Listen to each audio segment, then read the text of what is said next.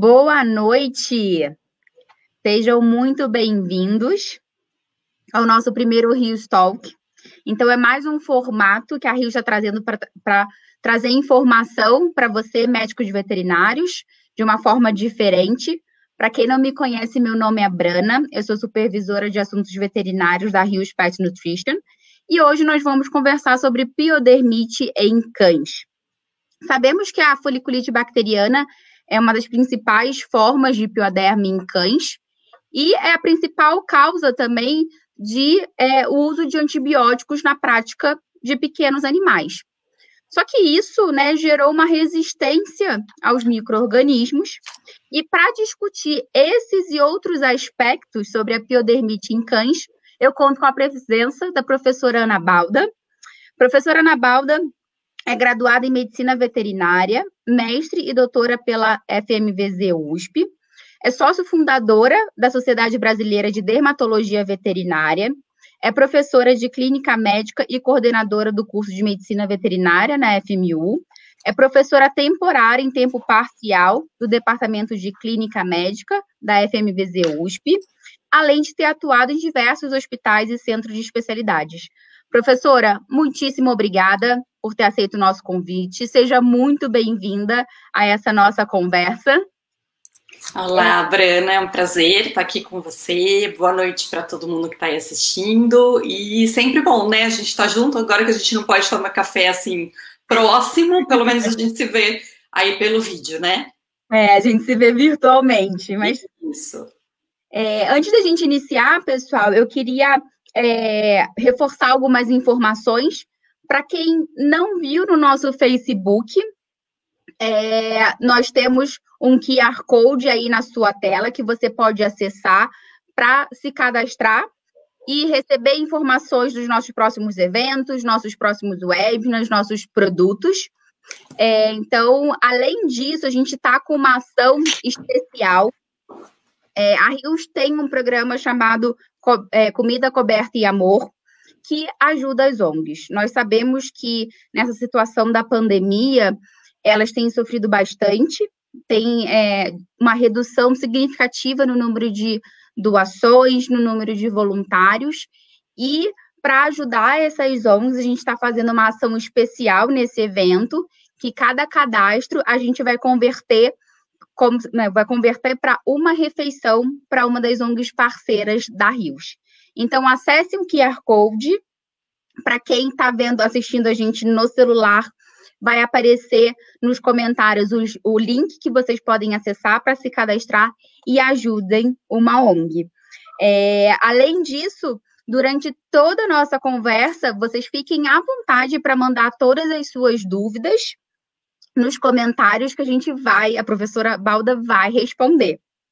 Então, novamente, muito obrigada, professora Balda. A gente vai discutir hoje um pouquinho sobre piodermite em cães.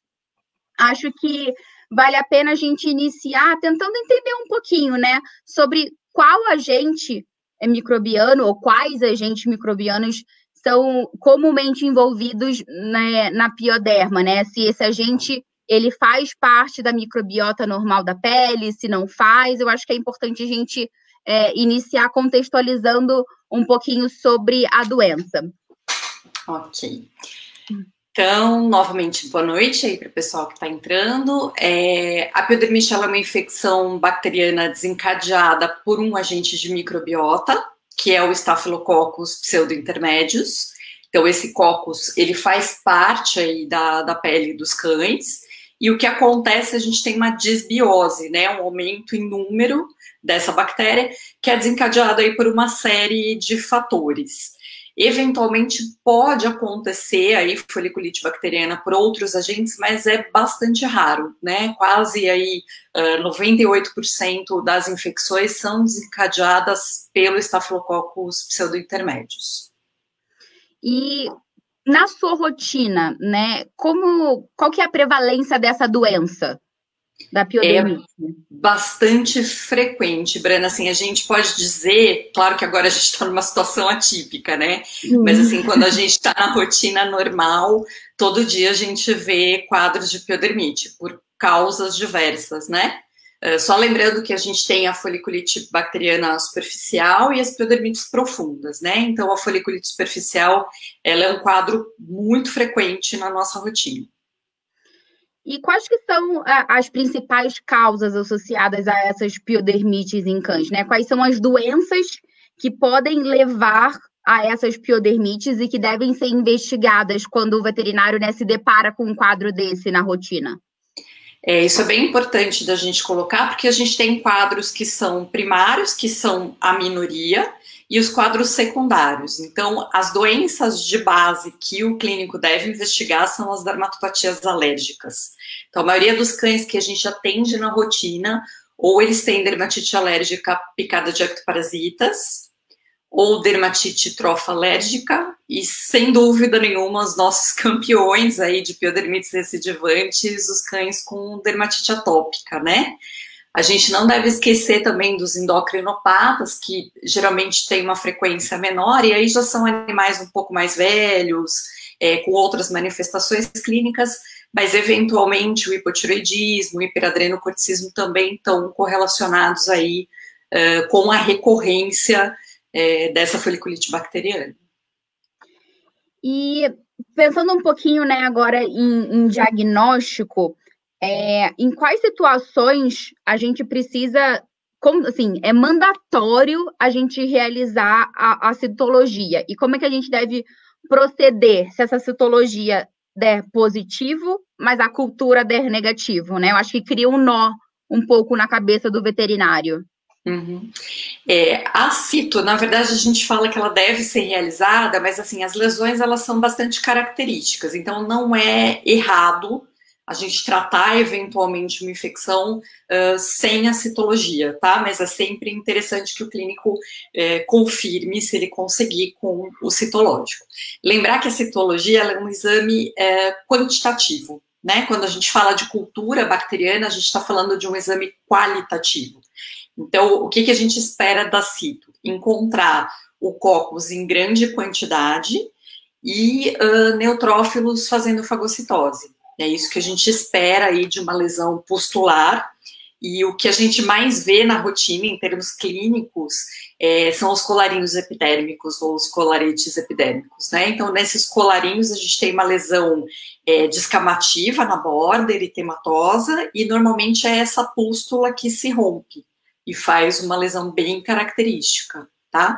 Então, é sempre interessante confirmar com a citologia, mas também não é errado, né, a gente tratar baseado no aspecto clínico.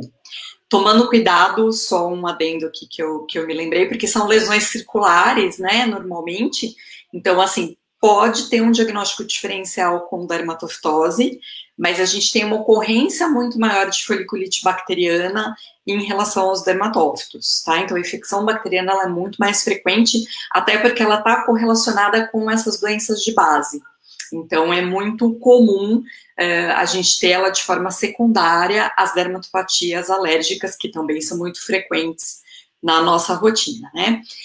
Quanto à sua pergunta da divergência, normalmente, como a cito é um exame quantitativo, a gente tem um parâmetro aí em relação, a gente classifica com cruzes ou contando mesmo essas bactérias, né? E normalmente a cultura ela dá positivo, porque como é uma bactéria de microbiota, a gente sempre vai encontrar o Staphylo pseudointermédios presente, né? A indicação da cultura de biograma é muito mais para os quadros de resistência, tá? Entendi. Mas então, pensando nesse quadro que é realmente no momento de uma resistência e que é indicado fazer uma cultura, né, bacteriana, qual que seria o maior erro do veterinário, né? Quais são os principais erros que você vê, que você encontra, né? Que os seus alunos têm dúvida também, que você explica para eles, no preparo da cultura em si? Qual a dica que você poderia dar no momento do preparo, né? Da coleta do material? Normalmente o cuidado é a forma de coleta, né? Então a gente costuma colher com um suave da borda dessa lesão próximo dessa descamação. Cuidado também com o que a gente encontra, porque às vezes são bactérias que não têm relação com o quadro daí a importância, né, da gente ter, por exemplo, se a gente encontra na cultura uma bactéria diferente do Staphylococcus pseudointermedius, pensar que talvez ela não tenha relação com o quadro clínico, e aí o qualitativo, que é o exame citológico mesmo, ele é muito mais importante. Claro que se a gente tiver uma infecção recidivante e caracterizar uma resistência do agente, a gente quer procurar o melhor fármaco para medicar esse paciente, né? Mas lembrar que a cultura, a gente precisa analisar esses dados aí com bastante cuidado. Entrando agora um pouquinho no tratamento, né? A gente conseguiu entender qual que é a prevalência da doença, os principais agentes envolvidos, conversamos um pouquinho sobre a citologia. Eu acho que o tratamento é uma grande dúvida, né? Porque eu vejo que a conduta, ela veio mudando ao longo dos anos, né? Hoje em dia, o que é preconizado como tratamento de piodermites, o tratamento de escolha para piodermites? Hoje a gente dá mais preferência para terapia tópica, e aí a gente pensa muito nos shampoos, né? Isso tem como foco a gente evitar o uso indiscriminado de antibióticos, então, assim, tem muito cuidado na escolha. O grande receio, né, inclusive de médicos e até veterinários que trabalham em outras áreas, como intensivismo, por exemplo, é a gente ter, de alguma forma, a seleção dessa resistência. Então, a gente tenta evitar o uso de medicações por via oral, né, por via sistêmica, e dar preferência para o uso tópico. Tá? Então, os consensos têm demonstrado isso, assim, uma tendência no mundo todo. A gente tentar focar muito mais na terapia tópica e evitar ao máximo administrar antibióticos parenterais ou enterais, né, para esses animais que apresentam quadros dermatológicos, deixar isso para quadros que justifiquem melhor esse uso e mesmo assim escolher com bastante critério, né. É engraçado que antigamente a gente prescrevia muito antibiótico via oral, né? Era uma prática muito comum. E hoje em dia, como você falou, o tratamento tópico está sendo o preferencial, né? E outra coisa que chama atenção, né? A gente tinha uma facilidade enorme, assim, geralmente a gente usava cefalexina, né? Muitos anos se usou esse antibiótico como medicação de escolha e hoje a gente vê que não é tão simples assim. A gente, às vezes, entra com essa medicação e já não tem os resultados como a gente tinha há alguns anos, né? Então, esse cuidado. E esse antibiótico, ele não age só na pele, né? Exatamente. Nas bactérias da pele. Ele age em bactérias do corpo inteiro, inclusive as bactérias intestinais. Exatamente. Então, quando eu dou aula, dou treinamento sobre trato gastrointestinal, eu sempre reforço, assim, não pensem no intestino só como um órgão que vai fazer absorção. Pensem na importância dele no sistema, assim, para a imunidade do animal. Sim. Né?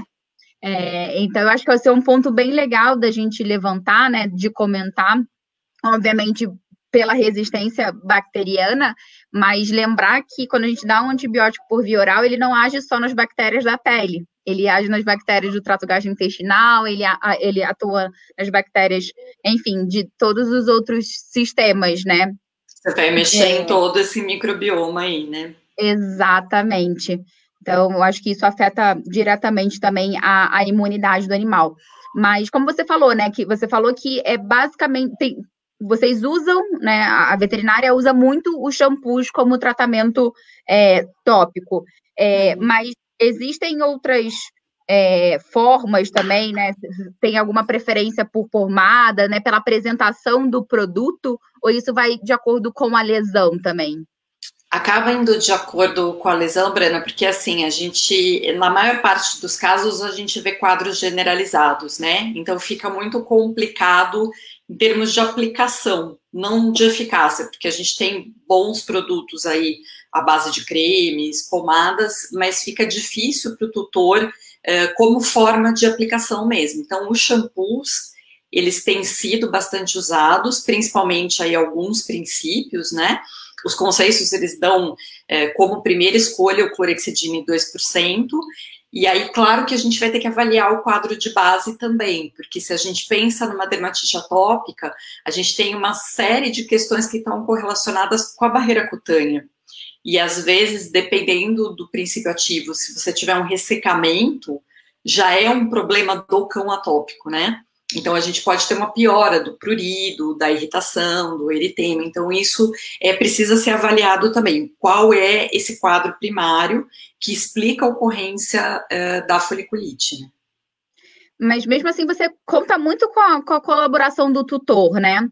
Porque não é a terapia tópica não é algo também super fácil de realizar, né? Diferente de você simplesmente dar um comprimido 2 vezes por dia, eu acho que exige muito mais do tutor. E como é que você age para o tutor, né? Quais são as suas dicas que você pode dar para manter essa relação com o tutor de uma maneira saudável e que ele realmente realize a terapia tópica? Acho que principalmente, assim, nas grandes cidades, onde todo mundo tem uma vida corrida, é super compreensível, né, de que às vezes algumas pessoas, quando você faz uma prescrição de banhos a cada 3 dias, talvez se eu fosse fazer, eu também ficasse um pouco, né, você fala, puxa, mas 2 vezes por semana vai ter que dar banho, aí deixa 10 minutos, né, e tem todos aqueles cuidados. Mas eu acho que na hora que a gente educa, né, dizendo a importância em relação à resistência, a isso que você falou, né, que você não vai mexer só com a pele, você vai sim ter outros impactos aí que muitas vezes a gente nem conhece, né? Se a gente estiver falando de um princípio novo, por exemplo, o uso a longo prazo, e né, repetindo esse curso de antibiótico terapia, eu acho que quando a gente coloca isso para o tutor, a maioria opta por, pelo menos, tentar fazer a terapia tópica. O que eu tinha muita dificuldade, porque, assim, às vezes a gente tem o mesmo tempo de demora aí para começar a melhorar o quadro, mas quando ele tem mais trabalho para fazer, eu acho que a resistência é maior, né? Quando ele tem que dar o banho e tem toda a mão de obra envolvida, ele fica achando que está demorando para melhorar, mas talvez com antibiótico oral também, né? Você demora aí 15 dias para começar a observar a melhora, porque são terapias muito longas, né? Então, como a gente que faz mais dermato pega um tutor mais cansado, às vezes para a gente é um pouco mais fácil também. Mas eu acho que quanto mais a gente explica para qualquer doença crônica, né, quanto mais ele entende o que é o quadro e as razões pela qual a gente está prescrevendo dessa forma, fica mais fácil. Mas a terapia por via oral, né, antibiótico terapia por via oral, ela, assim, tudo bem que a gente tem uma preferência pela terapia tópica, mas isso não quer dizer que a gente não possa em nenhum momento utilizar o antibiótico via oral, né? Não, e a gente usa ainda mais do que a gente gostaria até, né? Porque em algumas situações se coloca dessa forma. Não, eu não consigo, né? Eu consigo dar banho a cada 15 dias. E a gente sabe que essa frequência de banho também é importante. Então, tem situações que a gente precisa, sim, prescrever a formulação oral, né? Que não, ou por outra via. E quando você precisa utilizar, existe algum princípio que é preconizado inicialmente para fazer esse tratamento? Eu escutei uma veterinária falando uma coisa que eu achei fantástico, que ela fala que a gente tem que ser vintage, né? Assim, tem que pegar as coisas tradicionais, não inventar nada. Porque, assim, quanto pior a gente fizer essa escolha, em termos de escolher um antibiótico, né, super novo e um princípio mais novo, a gente está errando mais. Então, continuam as escolhas que a gente fazia há alguns anos, né? O grupo das cefalosporinas, amoxicilina com clavulanato de potássio, essas ainda são escolhas preferíveis do que a gente usar antibióticos de última geração, tá? Então, isso é importante. E, né, vamos pensar naquele veterinário que teve que fazer a escolha do antibiótico por via oral. Em que momento, né, o que pode indicar para esse veterinário que o antibiótico que ele está usando não é o eficaz, assim, que realmente tem uma certa resistência do micro-organismo ao antibiótico que está sendo utilizado? Como é que ele pode perceber isso na prática? Eu acho que essa pergunta é importante até para a gente voltar lá na primeira, que são as causas de base, né? Então, por exemplo, quando a gente tem um paciente em que você tem ou uma recidiva muito rápida, então aquele que melhora, mas volta ao quadro em uma semana, por exemplo, às vezes até mais rápido, né? Ou aquela melhora parcial, na verdade a gente não pensa em resistência de primeira. A gente pensa numa causa de base. Então, aí, raspado de pele, né? A gente não falou, no comecinho a gente falou muito nas dermatites alérgicas, mas as parasitárias também são causas de piodermite. Então, esse animal deve ser raspado, a gente deve proceder aí parasitológico de raspado cutâneo, principalmente o Demodex canis e outros gêneros também de Demodex, eles podem estar associados à piodermite. Quando o paciente tem prurido, uma coisa que a gente percebe muito é que, assim, durante o curso de antibiótico, esse prurido melhora, a lesão melhora, a lesão melhora, mas o prurido, ele se mantém, né? Então, esse é um indício de que ele pode ser alérgico, porque daí você não conseguiu o controle, né, da antibiótico terapia. Então, assim, a gente precisa descartar todas essas causas de base, né? E aí, normalmente, a gente tem um histórico de resposta anterior desse paciente e, de repente, ele começa a não responder mais aquela determinada classe de antibiótico. Aí é o momento que a gente começa a desconfiar de uma possível resistência. Mas é sempre importante que o médico veterinário busque, pelo menos, descartar todas as causas de base aí que a gente conhece de rotina, né? E que não é fácil, é trabalhoso. Então, por isso que acaba vindo muito para o dermato, né? Porque às vezes, a maior parte das vezes a gente vê aquele clínico indo por um caminho correto, mas é cansativo mesmo, todo esse descarte, né? Até das dermatopatias alérgicas, porque esse paciente vai ter que receber uma medicação preventivo contra ectoparasitas, dieta hipoalergênica, que aí vão ser lá 60 dias de dieta, são 8 semanas, né? Então, isso às vezes é um processo que não é fácil. Por isso que eu te falo que eu acho que a comunicação, né, com esse tutor e o esclarecimento, assim, das dúvidas é o mais importante, para ele realmente entender o que vai ser feito, o plano, né, que você tem ali pela frente. Você citou, né, nessa resposta sobre as dietas hipoalergênicas, né? Então, a gente sabe que o uso de dietas hipoalergênicas é quando a gente está suspeitando realmente de uma alergia alimentar, né? De uma hipersensibilidade alimentar. Mas pensando de uma forma geral para o dermatopata, né? Para aquele cão que tem uma piodermite, quais são os fatores nutricionais, né? Como é que você vê a nutrição no seu protocolo de tratamento? O que você aconselha os veterinários? É super importante porque, assim, a gente pensando tanto em microbiota quanto na causa mais comum aí das infecções, que são os pacientes com dermatite atópica, a gente tem que lembrar da barreira cutânea, né? Isso está diretamente ligado, inclusive, à proliferação de bactérias, de leveduras, e a gente sabe que tem vários quadros secundários aí associados, né? Então, é claro que a gente sabe que tem também um defeito genético, então essa barreira, ela nunca vai ser uma barreira normal, mas quanto mais a gente melhorar esse processo, mais bem-estar esse paciente vai ter em relação à dermatopatia crônica, né? Então, pensando em nutrientes, assim, ômega 3, ômega 6, zinco, cobre, a gente precisa refazer essa barreira para que ele tenha uma melhor defesa aí, né? E, consequentemente, tenha menos complicações e controle do prurido, da qualidade dessa pele. Aproveitando o seu gancho, né? Não sei, vou reforçar aqui. Quem acompanha a gente já ouviu essa notícia, mas quem está começando a seguir a Rios no Facebook, esse ano a gente está lançando a Rios Cuidados da Pele, que é um alimento para cão adulto, indicado para animais, né, cães adultos com pele sensível ou dermatoses responsivas a nutrientes. E é um alimento que contém essas características mesmo que a professora Ana comentou, né? Então, tem teores adequados de proteína, de zinco, de cobre, tem adição de ômega 3, ômega 6, e também conta aí com os antioxidantes clinicamente comprovados. Tudo isso para ajudar na reposição da barreira cutânea.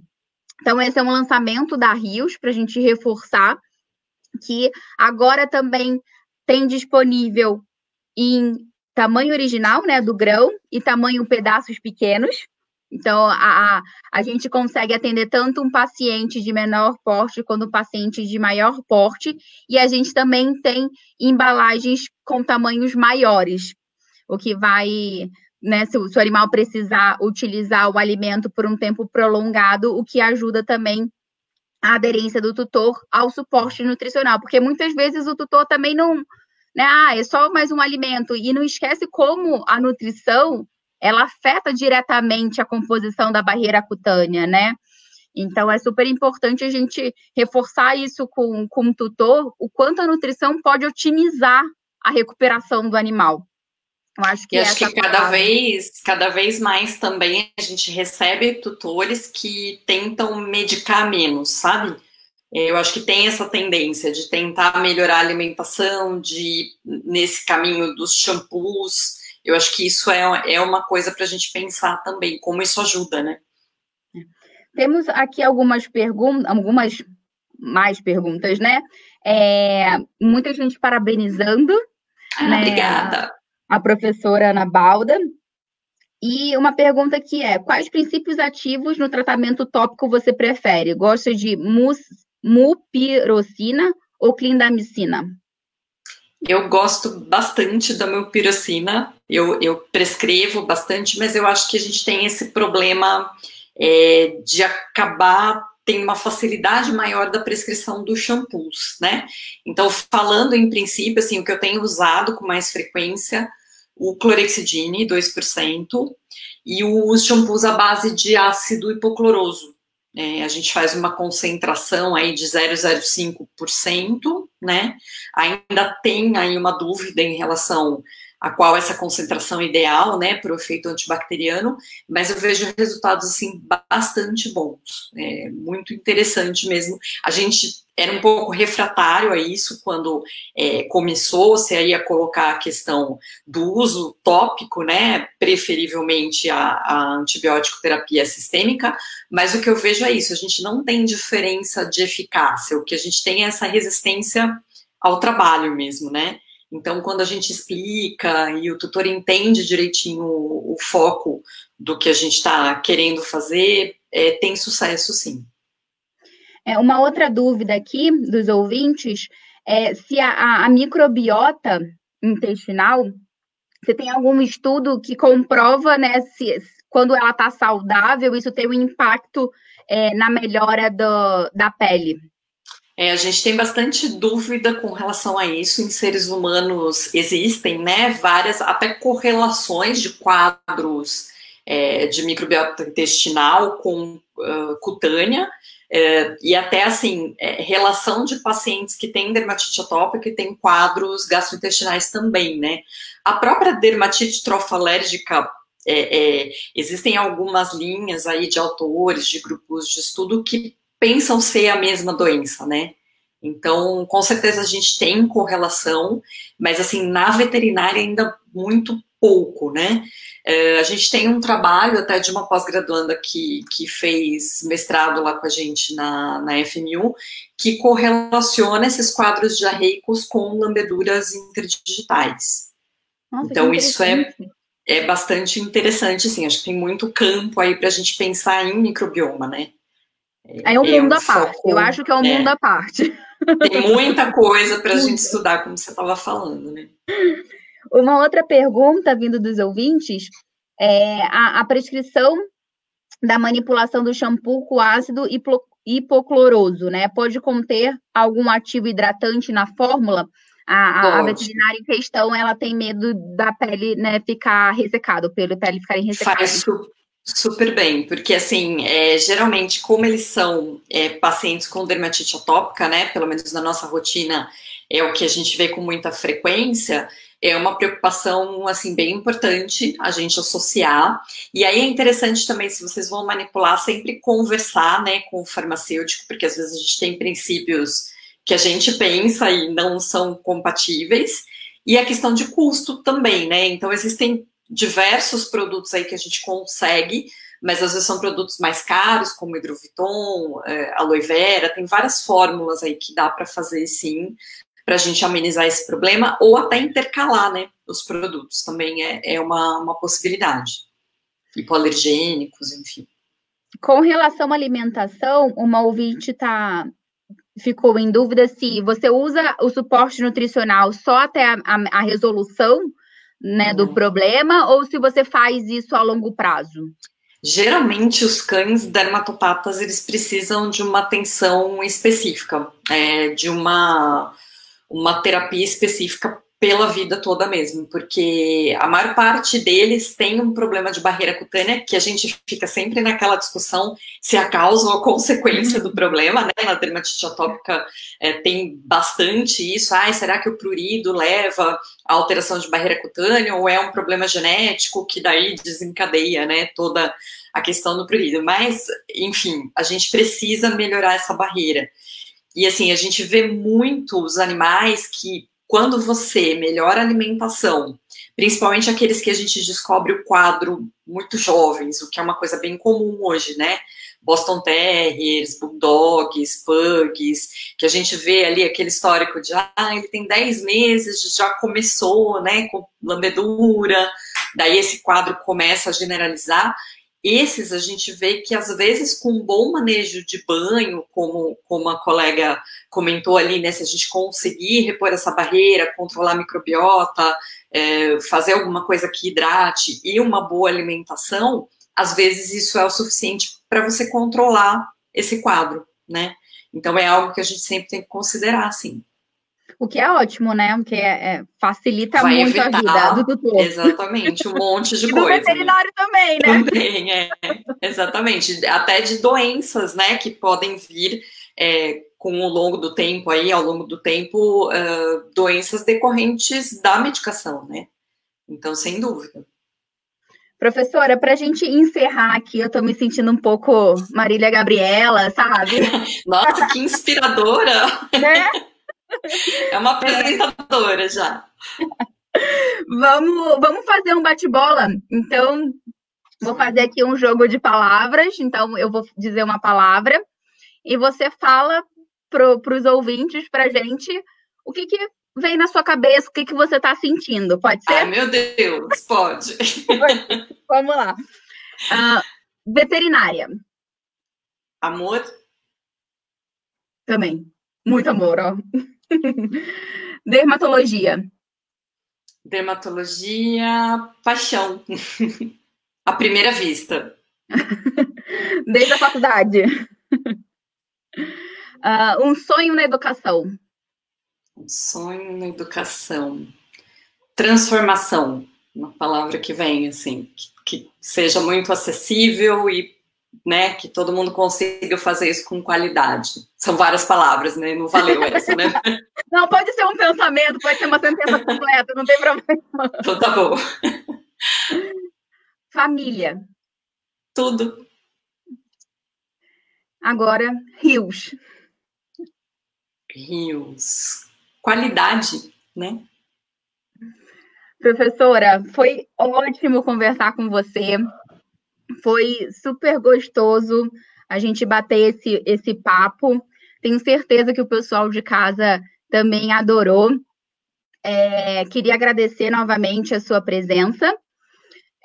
Muito obrigada. Agradecer também a toda a audiência, todo mundo que está assistindo a gente. Lembrando, acessem um QR Code, o link, se cadastrem, ajudem uma ONG, né? Receba também futuras informações dos nossos webinars, dos nossos produtos. Professora, muito obrigada novamente. Obrigada, Brana, assim, muito bom estar com você, né? Espero que em breve a gente se veja nas faculdades aí, que a gente tome um café junto. Parabéns para Rios por essa iniciativa, eu acho que é muito bacana nesse momento a gente tem empresas que se preocupem com causas importantes, né? Acho que a gente está vendo realmente o que é importante na vida, acho que está servindo para isso, esse momento tão complicado, e dizer para vocês que eu estou morrendo de saudade de uma plateia, assim, das pessoas próximas, né? Então eu pedi para eles deixarem meu e-mail, se alguém quiser discutir casos, que assim, eu sei que tá difícil para todo mundo, até pela diminuição do atendimento e tudo, né? Mas que eu gosto muito de estar perto das pessoas, assim, então morrendo de saudade dos alunos, das salas de aula, mas logo vai dar tudo certo, né? Então, é um prazer estar aqui com você, viu? Pode me chamar sempre. Com certeza. Um prazer todo nosso e com certeza a gente vai passar por isso juntos. Vai passar, né? Vai. Mais uma vez, pessoal, muito obrigada e acompanhe a gente nas redes sociais. Uma ótima semana. Beijos. Obrigada, pessoal. Boa noite.